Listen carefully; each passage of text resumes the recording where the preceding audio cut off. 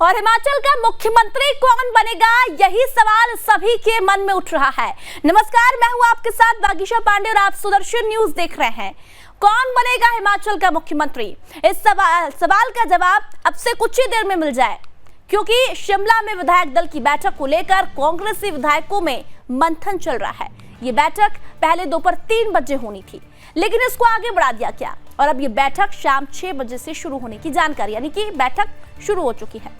बैठक में किसके नाम पर मुहर लगेगी, रेस में कौन कौन से नाम शामिल है, इसके लिए पहले एक रिपोर्ट देखिए।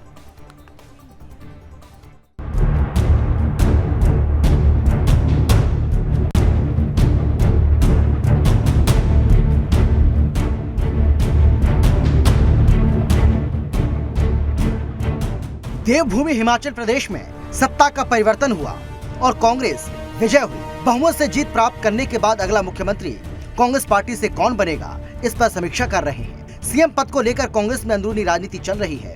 इस रेस में अब तक पूर्व सीएम वीरभद्र सिंह की पत्नी प्रतिभा सिंह सबसे आगे चल रही थी। हालांकि अब सुखविंदर सिंह सुक्खू को सबसे आगे बताया जा रहा है। सूत्रों का कहना है कि उनके पास अधिक संख्या में विधायकों का समर्थन है। वहीं सूत्रों के मुताबिक प्रतिभा सिंह और विक्रमादित्य सिंह को ये बताया गया है कि उन्हें नेतृत्व पर दबाव बनाने के लिए बयान देने से बचना चाहिए।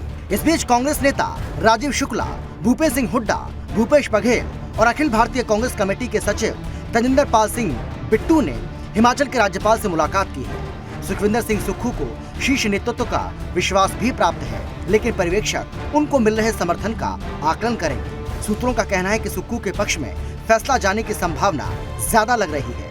सूत्रों का ये भी कहना है कि अगर सुक्खू के इर्द गिर्द आम सहमति बन जाती है तो एक सीएम पद के एक और उम्मीदवार मुकेश अग्निहोत्री भी उनका समर्थन कर सकते हैं। सीएम पद के लिए विधायक दल की बैठक में किसका चुनाव होगा, ये तो बैठक के बाद ही साफ हो पाएगा। Bureau report, Sudarshan news.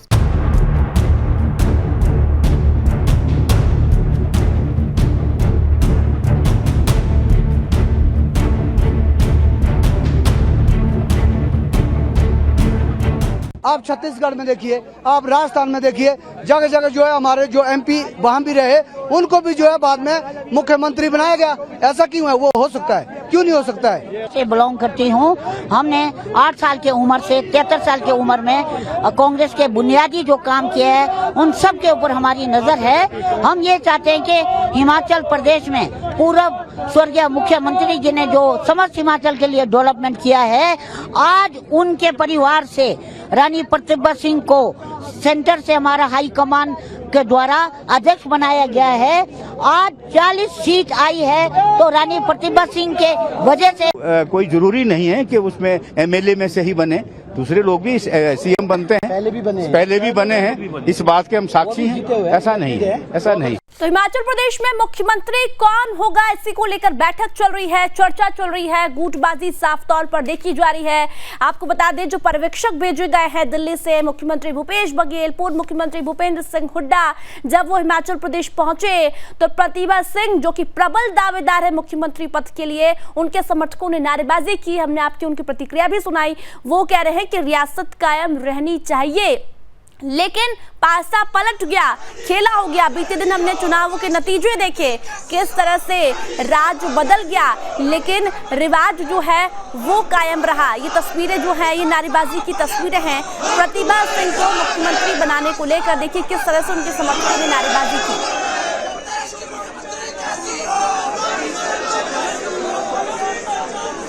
और ये लाइव तस्वीरें आपको दिखा रहे हैं, हिमाचल प्रदेश के शिमला की ये तस्वीरें हैं।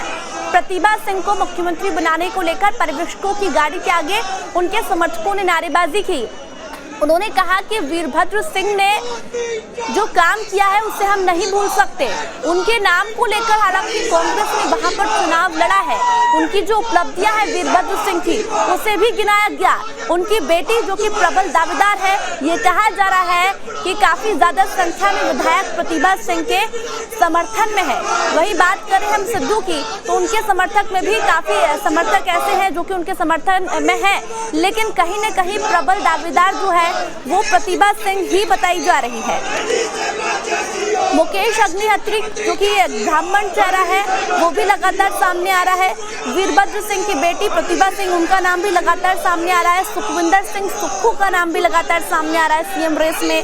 वहीं बात करें तो मौजूदा नेता विपक्ष मुकेश अग्निहोत्री और ठाकुर कौल सिंह, आशा कुमारी, ये जो रेस में नाम है वो लगातार सामने आ रहे हैं। और इसी पर हम चर्चा करेंगे आज कि आखिर हिमाचल का मुख्यमंत्री कौन होगा, क्योंकि गूंजबाजी इसी को लेकर चल रही है, बैठकें चल रही है, तमाम जो नेता है वो वहां पहुंच चुके हैं। हमारे साथ हमारे मेहमान जुड़ गए हैं। विजय डोगरा कांग्रेस से पक्ष रखेंगे, अजय जो हमारे साथ संजय शर्मा जी बीजेपी का पक्ष रखेंगे और हेमंत कुमार जी हमारे साथ पॉलिटिकल एक्सपर्ट जुड़ चुके हैं। आप तीनों का बहुत बहुत स्वागत है। लेकिन सबसे पहले मैं संजय शर्मा जी के पास आना चाहूंगी। हालांकि कांग्रेस की तो बल्ले बल्ले हो गई है, काफी लंबे समय के बाद कांग्रेस मुख्यालय में हमें भांगड़ा करते हुए लोग जश्न मनाते हुए दिखाई दिए हैं। लेकिन संजय जी, आप लोग दावा कर रहे थे कि हम रिवाज बदलेंगे, 100% जीतेंगे, लेकिन अब क्या हुआ संजय जी? चलिए संजय जी के पास मैं आना चाहूंगी, शायद उनका फोन डिस्कनेक्ट हो गया है। लेकिन विजय जी आपके पास आना चाहूंगी। हम देख रहे थे सुबह सुबह जैसे जैसे नतीजे आ रहे थे, 9 बजे 10 बजे तक कांग्रेस मुख्यालय में बिल्कुल सन्नाटा था। लेकिन जैसे ही 11 बजी आप लोग कांग्रेस मुख्यालय पहुंच गए और वहां पर आपकी बल्ले बल्ले हो गई। मतलब एक बड़ी जीत है, ऐतिहासिक जीत है। बहुत आभार व्यक्त करता हूं जिन्होंने चुनावों के दौरान और चुनावों के बाद जो एक चर्चा का माहौल बना के रखा और धरातल पे आप लोगों ने जो चीजें देखी तो उससे हम लोग आगे बढ़े हैं। और मैं आपके इस चैनल के माध्यम से सबसे पहले तो हिमाचल के मतदाताओं का मैं धन्यवाद करना चाहता हूं जिन्होंने जनादेश दिया है। उस जनादेश को हमने स्वीकार करते हुए हम अब कांग्रेस की सरकार बनाने की ओर अग्रसर हो रहे हैं। और जिस तरह की अटकलें यहाँ लग रही थी कि रिवाज बदला जाएगा और राज वही रहेगा, हमने ये कहा था कि हम रिवाज तो वही रहेगा लेकिन हम राज बदलेंगे। और उसके ऊपर मोहर लगाई है प्रदेश के नागरिकों ने, प्रदेश के मतदाताओं ने। उसके लिए हम उनका सहर्ष ही धन्यवाद करना चाहते हैं, साधुवाद देना चाहते हैं। मुझे एक बात ये कहनी है कि आज की जो 40 और 25 सीटें जिस तरह से आई हैं, कांग्रेस को एक पूर्ण बहुमत क्लियर मैंडेट मिला है। उसके लिए मैं हमारा जो शीर्ष नेतृत्व है उनको भी बधाई देता हूं, जो चुने हुए हमारे विधायक आए हैं उनको भी मुबारकबाद देता हूं। आज चूंकि विधायक दल की बैठक है और 6 बजे जैसे प्रस्तावित जो बैठक है, उस बैठक में ये जो आज अटकलें चल रही हैं कि कहीं गुटबाजी है, हम लोगों ने ये चुनाव बड़ी एकजुटता के साथ लड़ा है। और जो हमारा शीर्ष नेतृत्व है, चाहे हमारी अध्यक्ष श्रीमती प्रतिभा सिंह हो, हमारे नेता प्रतिपक्ष श्री मुकेश अग्निहोत्री हो, हमारे प्रचार कमेटी के जो हमारे अध्यक्ष है श्री सुखविंदर सिंह सुक्खू हो, इन सभी ने एक बेहतर तालमेल बना के प्रदेश में ये जो कांग्रेस की सरकार बनने का जो आज समय आया है, ये सबके अथक प्रयासों से है। और मैं एक बात और ये कहना चाहता हूँ कि पिछले 5 वर्ष से जिस तरह से जिस जुगलबंदी के साथ जो हमारे पूर्व अध्यक्ष रहे कुलदीप राठौर और नेता प्रतिपक्ष मुकेश अग्निहोत्री और हमारे विधायक, इन सभी ने जिस तरह से विधानसभा के अंदर और बाहर जो ज्वलंत मुद्दे इस प्रदेश के थे उनको उठा के जनता के बीच जो एक संदेश दिया था, आज हम उसी संदेश के चलते आज हम सरकार बनाने की ओर अग्रसर। और इस बैठक में जो पर्यवेक्षक हमारे अखिल भारतीय कांग्रेस कमेटी की तरफ से आए हैं वो बड़े ही सूझबूझ पर्यवेक्षक हैं, भूपेश बघेल जी। बिल्कुल, देखिए लेकिन विजय जी देखिए, बैठकें तो हो रही है, थोड़ी देर में क्लियर हो जाएगी स्थिति, लेकिन गुटबाजी बहुत हो रही है। कई तरह के नाम सामने आ रहे हैं। प्रतिभा जी जो है वो सुखविंदर सुक्खू का विरोध करती है सीधे तौर पर। वहीं बात करें तो प्रतिभा जी के समर्थकों ने आज नारेबाजी की पर्यवेक्षकों के सामने कि प्रतिभा जी को मुख्यमंत्री बनाइए। जी मैं ये इसी बात पे आ रहा था कि क्योंकि ये राजनीतिक पार्टियां हैं, राजनीतिक पार्टियों में थोड़ा बहुत तो ये संघर्ष का जो समय है ये तो रहता ही है। और हर व्यक्ति चाहता है कि मैं नेतृत्व तो करूं इस प्रदेश का, लेकिन जो विधायक हमारे 40 चुन के आए हैं, आज उनके बीच जो मंत्रणा होगी उसमें भूपेश बघेल जी जो छत्तीसगढ़ के मुख्यमंत्री हैं वो लगातार हमारे बीच में यहाँ दौरे करने आते रहे। भूपेंद्र सिंह हुड्डा जी बड़े अनुभवी और बड़े सामंजस्य उठाने वाले एक व्यक्तित्व हैं, पूर्व मुख्यमंत्री हरियाणा के, वो हमारे बीच हैं। राजीव शुक्ला जी एक बचे हुए खिलाड़ी हैं, वो हमारे बीच है, हमारे प्रभारी हैं और उनके नेतृत्व में ये चुनाव लड़ा गया है। तो मुझे ऐसे नहीं लगता है कि ये तो, क्योंकि हर व्यक्ति चाहता है कि मुझे नेतृत्व करने का मौका मिले। ये सभी लोग जिनके मैं नाम ले रहा हूं सभी क्षमता रखते हैं नेतृत्व करने की, लेकिन विधायक दल का नेता वही चुना जाएगा जिसको विधायक मोहर लगाएंगे। और मुझे ऐसे लगता है कि ये जो बाहर जो माहौल है उस माहौल के साथ जो अंदर का माहौल है वो बड़ा बेहतर और सामंजस्य बिठाने वाला होगा और कांग्रेस किसी अच्छे नतीजे पे पहुंचेगी और जो भी नेतृत्व इस प्रदेश का सरकार का करेगा वो बड़ा सूझवान और अच्छा व्यक्तित्व होगा। ठीक है, आपके पास भी लौटूंगी। संजय जी, आपके पास आना चाहूंगी। बीते दिन हमने देखा, अभी तक भी देखा कि गुजरात की जीत पर तो आप बहुत खुश हैं, लेकिन हिमाचल में तो आप हार गए, पूरी ताकत झोंक दी। राष्ट्रीय अध्यक्ष जेपी नड्डा जी को वहां जिम्मेदारी सौंपी गई थी, केंद्रीय मंत्री अनुराग ठाकुर पर भी भरोसा था, लेकिन क्या हुआ? राज बदल गया, रिवाज तो कायम रहा और आपने कहा था कि हम रिवाज कायम बदलेंगे। देखिए, हमने पूरा प्रयत्न किया। हमने लोगों को प्रदेश की जो वस्तु स्थिति थी उसको सामने रख करके हमने बताया कि हम किस तरह से प्रदेश के अंदर योजनाएं लेकर के आए हैं, लेकिन कांग्रेस ने झूठे वायदे और झूठे सपने दिखा करके सत्ता में आने के लिए षड्यंत्र रचा। अब इनकी सरकार बनी है, इनको शुभकामनाएं। अब ये बताएंगे कि ये ओपीएस को किस दिन लागू करेंगे, कैसे लागू करेंगे। अब ये बताएंगे कि हर महीने 1500 रुपया हर महिला को कैसे मिलेगा। ये सारा जो है आने वाले समय के अंदर देखा जाएगा। संजय जी, वो तो देखा जाएगा, लेकिन मैं आपसे एक सवाल करना चाहूंगी कि आखिर क्यों सत्ता हाथ से चली गई हिमाचल की? क्या कारण हो सकते हैं? क्योंकि जिस तरह से बातें सामने आ रही कि बगावती तेवर जो थे वो कहीं न कहीं नुकसान दे गए। केंद्रीय मंत्री अनुराग ठाकुर जी से कुछ लोग नाराज चल रहे थे, इसलिए सत्ता छीन ली गई। जो टिकट बांटी गई वो सही प्रत्याशियों को नहीं बांटी गई थी। ऐसे तमाम तरह के जो मुद्दे हैं वो सामने आ रहे हैं। देखिए, अब चुनाव हुआ है, अभी कल ही चुनाव हुआ है।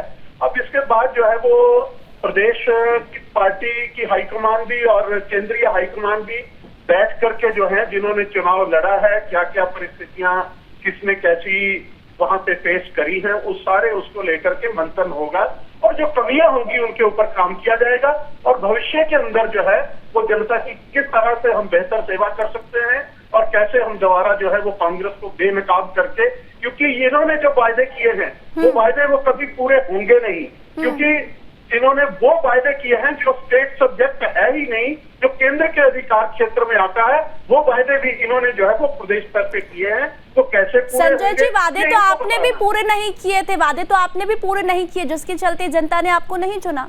क्या ये सही कारण है?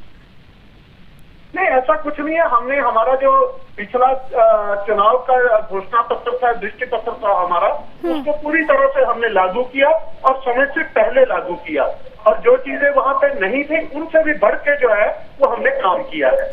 ठीक है, आपके पास लौटूंगी। हेमंत जी, आपके पास आना चाहूंगी। एज ए पॉलिटिकल एक्सपर्ट यदि मैं बात करूं तो 3 बातें आपके सामने रखना चाहूंगी। कांग्रेस की जीत का सबसे बड़ा कारण और बीजेपी की हार का सबसे बड़ा कारण आप क्या मानते हैं? बीजेपी की हार का सबसे बड़ा कारण मेरे हिसाब से है वो खराब जो मैनेजमेंट रहा है, खासतौर पे टिकटों के आवंटन को लेकर एक, और दूसरा इतनी बड़ी और संगठित पार्टी होने के बावजूद आपके चुनाव में 20-22 बागी अगर खड़े होते हैं तो निश्चित तौर पे यही मुझे लगता है सबसे बड़ा कारण रहा है बीजेपी के सत्ता से बाहर जाने का। एक ये है, बाकी छिटपुट बजाय और होती है कंस्टिट्यूंसी के लेवल पे, लेकिन बाय एंड लार्ज में यही कहूंगा कि ज्यादा जो झटका बीजेपी को लगा है वो लगा है बगावत के कारण। और निश्चित तौर पे जब संगठन मजबूत होता है और नेतृत्व मजबूत होता है, चाहे वो प्रादेशिक स्तर पे ले, तो इतनी ज्यादा बगावत नहीं होती है। लेकिन यहाँ बगावत हुई तो कहीं ना कहीं बीजेपी उस मोर्चे में तो फेल हुई है। एक दूसरी, आपने कांग्रेस की बात की कि कांग्रेस क्यों जीती। कांग्रेस को कुछ तो ये बीजेपी वाला मैंने वजह बताई एक। दूसरा, कांग्रेस ने बेहद ही इस बारी जो चुनाव प्रचार था कांग्रेस का वो इतना सदा हुआ था कि मैंने नहीं देखा कई चुनाव में। बेहद सदा हुआ, कोई खामखा का, जिसको कम कहते हैं ना, खामखा का रायता नहीं फैला, कोई बयानबाजियां लीडरों की तरफ से नहीं हुई और सब अपने जिनको कैंपेन की जिम्मेदारी थी वो उस तरह से कैंपेन कर रहे थे। तो ये एक मुझे लगता है कि बड़ा कारण रहा। कांग्रेस ने निश्चित तौर पे कुछ मुद्दे उस हिसाब से जो कैश करने की कोशिश की, कुछ उन्होंने अपना घोषणा पत्र उस पे दिया, ओपीएस का मसला भी उठाया, वो चीजें ठीक है, वो सब पार्टियां करती हैं। लेकिन कांग्रेस का इस बारी जो मैनेजमेंट था वो बहुत जबरदस्त था हिमाचल प्रदेश में। तो मेरा मानना है कि कहीं ना कहीं उसका भी फायदा कांग्रेस पार्टी को मिला है। क्या आप ये मानते हैं एक और चीज की रिवाज बदलता है इसीलिए भी कांग्रेस की सरकार बनी, या कहीं ना कहीं बीजेपी की तरफ से जो केंद्रीय नेतृत्व था या फिर मुख्यमंत्री जयराम ठाकुर जो वहां के फेस थे उनसे लोगों को नाराजगी थी? नहीं, ऐसा मैं नहीं कहूंगा। किसी एक व्यक्ति को उसमें नहीं कहा जाना चाहिए। मेरे हिसाब से बहुत सारी वजह रही, जिसमें कि सबसे बड़ी वजह मैंने जो पहले में बता रही कि खराब टिकट आवंटन और बगावत। मतलब आप ये कह रहे हैं कि बीजेपी के इतने सर्वे हो रहे हैं, 3, 4, 5 सर्वे हो रहे हैं, और फिर हम जबरदस्त टाइप के कुछ ऐसे इलेक्शन मतलब प्रत्याशी मैदान में उतारेंगे कि हम लोग हैरान रह जाएंगे। लेकिन आखिर तक वो हैरानी हुई नहीं किसी को। ऐसी कोई 11th आवर में आपने कहा कि बहुत सारे लोगों की हल्के बदल दिए। एक मान लीजिए ए प्रत्याशी है, वो ए हल्के पे पार्टी को लग रहा है कि ठीक परफॉर्म नहीं कर पाएगा, तो उसको एकदम से 7 वाले हल्के में बदल दिया गया। अब कोई मुझे बताए कि जो ए की जगह ठीक परफॉर्म करने की नहीं उम्मीद है तो बी में कैसे कर लेगा वो, और टाइम भी नहीं है 20-25 दिन में, तो कौन सेटल होता है सारा। तो ये ऐसा 4-5 कसी पे बीजेपी ने किया है इस तरह का, और वो ऑलमोस्ट उसमें सभी हार गई है। एक जीती है नूरपुर वाली, बाकी वो सब कंस्टिट्यूंसी हार गई। ठीक है। तो ये पूर मैनेजमेंट मैं तो कहूंगा इसको, जो कि बीजेपी की हार का मेन कारण रहा। अदरवाइज ऐसा नहीं, देखिए वोट शेयर जो दोनों में वोट शेयर का जो डिफरेंस है ना, वो 1% का भी नहीं है। मतलब 0.9 का वो डिफरेंस है, जबकि जब सत्ता बदली है हिमाचल प्रदेश में वो 4 से लेके 7% तक का मार्जिन रहता है। तो इतने में ही इतना बड़ा धक्का लग गया बीजेपी को। तो उसकी वजह यही है कि आपकी बगावत ठीक ठाक हुई और आप उनको कंट्रोल कर ही नहीं पाए, बस। ठीक है विजय जी, आपके पास आना चाहूंगी। जिस तरह से मुख्यमंत्री पद को लेकर अभी गुटबाजी चल रही है, हमेशा होता आया है ऐसा कि गुटबाजी सामने देखने को मिली है। पहले ही गुटबाजी शुरू हो जाती है, नारेबाजी शुरू हो जाती है, लेकिन आप लोगों को ऑपरेशन लोटस का भी डर सता रहा है। आप लोगों ने बीते दिन होटल में अपने तमाम विधायक शिफ्ट कर दिए। मैं एक बात ये कह दूं कि ये जो ऑपरेशन लोटस है ये हिमाचल में कामयाब है। हिमाचल के जो नागरिक हैं या हिमाचल के जो विधायक चुन के आए हैं वो बड़े सूझवान हैं, और हम लोगों ने ये जो नीतिगत जो फैसला है कि हाईकमान ने विधायकों के ऊपर ये बात छोड़ी है कि हमारे विधायक दल का नेता कौन होगा, ये बहुत बड़ी बात है। और इस बात को लेकर मैं ये कह दूं कि गुटबाजी में क्योंकि पहला चरण है, आज पहली बैठक है, नए विधायक चुन के आए हैं, पुराने विधायक चुन के आए हैं, और शीर्ष नेतृत्व ने जिस तरह से अभी हेमंत जी कह रहे थे कि बड़ा साध के जो हमने चुनाव प्रचार जो हमारा रहा है, हम लोगों ने प्रदेश से जो जुड़े ज्वलंत मुद्दे थे हम वो लेके हम खड़ा करते थे। और वो पहली धार इसलिए थी क्योंकि हम लोगों ने जो एक नीति निर्धारण की थी उस नीति के तहत हम लोग आगे बढ़े। तो ये जो गुटबाजी का मसला ये तो अभी शुरुआती दौर है, और मुझे ऐसे लगता है कि ऐसी कोई बात नहीं है। बड़ी सूझवान हमारी प्रदेश अध्यक्षा है। बिल्कुल, लेकिन देखिए विजय जी, यदि बात करें हम तो अभी संजय जी कह रहे हैं कि आप लोगों ने झूठे वादे करके जनता को वहां पर ठगा है। ओपीएस आप कब लागू करेंगे? जो आपने इतनी बड़ी बड़ी घोषणाएं की है, जो काम आपने अभी तक किए हैं, जो घोषणाएं आपने की है वो अभी तक पूरी नहीं हो पाई है।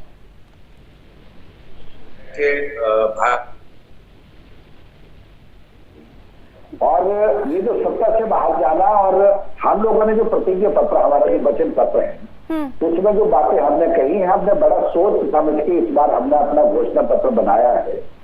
और उस प्रतिज्ञा पत्र में जो बातें हमने कही, हम जानते हैं कि how to manage this thing. और हम आपके इस चैनल के माध्यम से कहना चाहते हैं कि हम प्रदेश को एक अच्छी गतिशीलता के साथ हम आगे बढ़ाएंगे, और जो हिमाचल से जुड़े सरोकार के जो मुद्दे, जो बातें हमने कही हैं, उनको हम लागू ही नहीं करेंगे। हम उनको अमलीजामा पहना के ये बताएंगे कि किस तरह से कांग्रेस अच्छी मैनेजमेंट करती है। हमारा जो प्रबंधन है, क्योंकि इनको अब चिंता करने की आवश्यकता नहीं। मैंने तो कई दिन पहले कह दिया था कि माननीय मुख्यमंत्री जी, आज की जो रिवाज की बातें हो रही है, रिवाज तो वही रहेगा, सिर्फ राज बदले।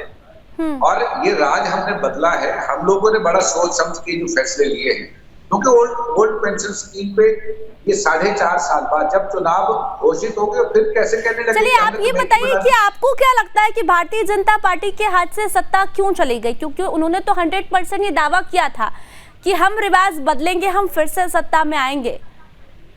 कांग्रेस तो खत्म हो रही है जी। दो चीजें मैडम बहुत क्लियर है कि एक तो जिस हमारे पे बात कर रहे हैं कि हम अपना प्रतिज्ञा पत्र कैसे लागू करें। 2017 में जो दृष्टि पत्र दिया गया था, उसकी एक भी बात यहाँ पूर्ण नहीं हुई और प्रदेश के अंदर 5 बड़े घोटाले हुए। 5 बड़े घोटाले कोरोना काल में दुनिया मर रही थी और ये पीपी किट का घोटाला हो रहा था। आज दिन तक उसके ऊपर दूध का दूध पानी का पानी सामने नहीं आया। पुलिस भर्ती घोटाला 2 बार हुआ, 2 बार पेपर लिया गया और दोनों बार पेपर लीक हुआ और जो लोग दोषी हैं वो बाहर घूम रहे हैं और ये सीबीआई की जांच की बात कर रहे थे। और चौथा बड़ा घोटाला जो हमारे यहाँ जितने टेस्ट हुए, कोई भी टेस्ट, यहाँ बेरोजगारी का हालत ऐसे था कि बेरोजगारी का आंकड़ा 14 लाख से पार हो गया और महंगाई दर सबसे ऊंचे स्तर पे अगर हिमाचल प्रदेश में थी तो इनके राज्य में। इनका जाना तो इसलिए तय था क्योंकि हमारे प्रदेश की जो भौगोलिक परिस्थितियां हैं वो इस तरह की हैं कि हमारे अगर जो समतल इलाके हैं, समतल इलाके पे अगर 100 रुपए लीटर अगर तेल मिलता था, पेट्रोल या डीजल मिलता था, तो पहाड़ी क्षेत्र में जाते जाते वो 115 पार कर जाता था। तो ये जो महंगाई की मार थी और जो क्योंकि प्रदेश में जो चुनाव लड़ा गया, कांग्रेस ने चुनाव लड़ा प्रदेश से जुड़े मुद्दों के ऊपर और भारतीय जनता पार्टी का शीर्ष नेतृत्व हाईकमान माननीय प्रधानमंत्री जी यहाँ पे आए और वो यहाँ पे यूनिफॉर्म सिविल कोड का मतलब हिमाचल प्रदेश के लोगों से क्या है, यहाँ पे धारा 370 का जिक्र करने की तो आपको नहीं लगता है कि यूनिफॉर्म सिविल कोड लागू होना चाहिए हिमाचल प्रदेश में? वो बात की बातें हैं। चुनाव घोषणा होने के बाद यूनिफॉर्म सिविल कोड कहां से आ गया? लोग महंगाई से मर रहे थे, लोग बेरोजगारी से त्रस्त थे। अग्निवीर का मुद्दा हमारे हिमाचल में कांगड़ा, हमीरपुर और ऊना जैसे क्षेत्र, मंडी जैसे क्षेत्र जो सेना में जाके लोग काम करते हैं, उनके परिवारों की हालत। ठीक है। संजय जी से एक रिएक्शन लेना चाहूंगी। संजय जी, विजय जी जो कह रहे हैं 5 घोटाले उन्होंने गिनाए, महंगाई हुई, बेरोजगारी हुई, अग्निवीर योजना हुई, क्या लगता है इन सभी परेशानी के चलते आप लोगों को सत्ता गंवानी पड़ी? जैसे मैंने पहले ही आपको कहा है कि इन सभी बातों को लेकर के हमारा विचार मंथन होगा। जिन्होंने चुनाव लड़ा है, जिन्होंने चुनाव लड़वाया है, सब मिलकर के बैठेंगे और क्या क्या कारण रहे हैं उनके ऊपर जो है वो मंथन करेंगे और उसके बाद ही जो है वो आगे की योजना हमारी। तो क्या आप ये मान रहे हैं कि जनता परेशान थी, त्रस्त थी कोरोना काल में? आप सबसे बड़ा मुद्दा यदि बात करें हिमाचल प्रदेश का तो वो पर्यटन है। कोरोना काल में पर्यटन स्थल बंद रहे जिसके चलते बेरोजगारी बढ़ी। उसके बाद जब कोरोना काल के बाद स्थिति सामान्य हुई तो कुछ नहीं हुआ लोगों के लिए, इसलिए भी लोग परेशान थे, महंगाई बहुत बढ़ी। ऐसा कुछ नहीं है। जिस तरह से कोरोना को जिस तरह से हिमाचल सरकार ने हमारी ने जयराम ठाकुर जी ने हैंडल किया है तो बहुत तो उसकी तारीफ जो है वो पूरे देश के अंदर हुई है। हम वैक्सीन लगवाने में पूरे देश में नंबर 1 आए हैं, तो ऐसा कुछ नहीं है। उसके बाद भी जो है वो बहुत से रास्ते, बहुत से योजनाएं जो है वो उस समय के जो बेरोजगारी की वो फैली है उसके ऊपर काम किया है। और जो महंगाई की बात है तो वो केवल हिमाचल प्रदेश के अंदर नहीं, पूरे देश के अंदर, पूरे विश्व के अंदर जो है वो सारा वो बड़ा है। कुछ ऐसी परिस्थितियां पूरे विश्व के अंदर बनी है, उनमें ना तो भारत अछूता रहा ना हिमाचल अछूता रहा। ठीक है, तो सारे क्या कारण रहे हैं उनके ऊपर जो है मंथन किया जाए। ठीक है हेमंत जी, आपसे एक लास्ट और छोटा सा कमेंट लेना चाहूंगी। जो मुद्दे अभी बताए हैं विजय जी ने, क्या वो सही साबित हुए हैं? जिस तरह से कांग्रेस ने महंगाई, बेरोजगारी का, अग्निवीर का मुद्दा उठाया, क्या उसी के चलते कांग्रेस को सत्ता वापसी जो वादे किए गए कांग्रेस के द्वारा? देखिए, मैं आपको बताऊं कि सियासत के ये पारंपरिक मुद्दे होते हैं, बेरोजगारी, महंगाई। मुझे तो 8-10 इलेक्शन कवर करते हो गए या देखते हुए हो गए। ऐसा कोई इलेक्शन नहीं जिसमें ये एक परंपरागत मुद्दा रहता ही है। महंगाई भी बढ़ती है, बेरोजगारी, कभी कोई सरकारें किसी भी राज्य सरकारों की बात कर ले कि कोई उसके लिए कोई बड़ा फिट कोई ऐसा नहीं होता है सारा उसमें। ये चीजें रहती ही है। निश्चित तौर पे ये भी मुद्दे होते हैं, मैं ये नहीं कहूंगा कि मुद्दे नहीं होते, लेकिन जो रिवाज कायम और बदलने वाला मसला था वो इन मुद्दों पे कम से कम तय नहीं हुआ। ठीक है, जो हमारे पास रिजल्ट आए हैं अभी चुनाव परिणाम जो आए हैं उसमें कम से कम इन मुद्दों ने कोई बहुत बड़ा काम नहीं किया। कुछ आप ओपीएस को जरूर कुछ कह सकते हैं किसी एक्सटेंट तक, लेकिन जो हमारे पास अभी चुनाव परिणाम पूरे हम देख रहे हैं उसमें हमें लग रहा है कि मुद्दे कुछ और ही थे। और जो मैंने पहले भी कहा था कि बगावत बीजेपी की सबसे बड़ा इशू था हिमाचल प्रदेश में, उस हिसाब से चुनाव मैनेज नहीं कर पाई बीजेपी।